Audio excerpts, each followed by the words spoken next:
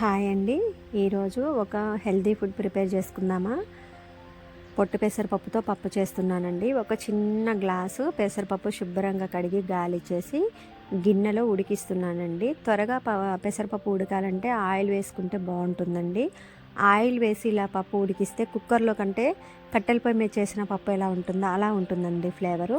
పెసరపప్పు వచ్చేసి ఒక 20% ఉడకగానే పావు కేజీ టమాటా, ఒక 7 పచ్చిమిర్చి కట్ చేసి యాడ్ చేసుకున్నాను. పసుపు యాడ్ చేశాను.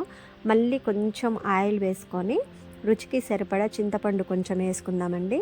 ఇలా ఉడికే టైంలోనే రుచికి సరిపడా సాల్ట్, కారం వేసుకొని అన్నీ కలిపి ఉడికించుకుంటే ఈ పప్పు టేస్ట్ అనేది చాలా బాగుంటుందండి. మనం కట్టెల పొయ్యి మీద వండే పప్పు ఎలా ఉంటుందో అలా ఉంటుంది. అందులోనూ పెసరపప్పు పొట్టుతో చేస్తున్నాం కాబట్టి హెల్దీ ఫుడ్ అండి.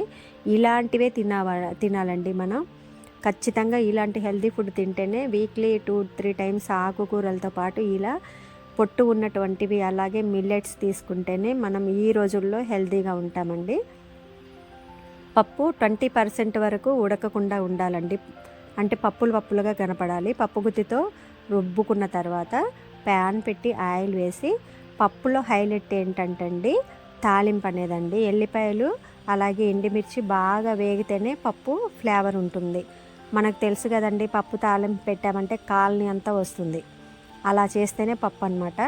వెల్లిపాయలు, ఎండుమిర్చి, జీలకర్ర, తాలింపు గింజలు అలాగే కరివేపాకు వేసి పోపు చేశానండి.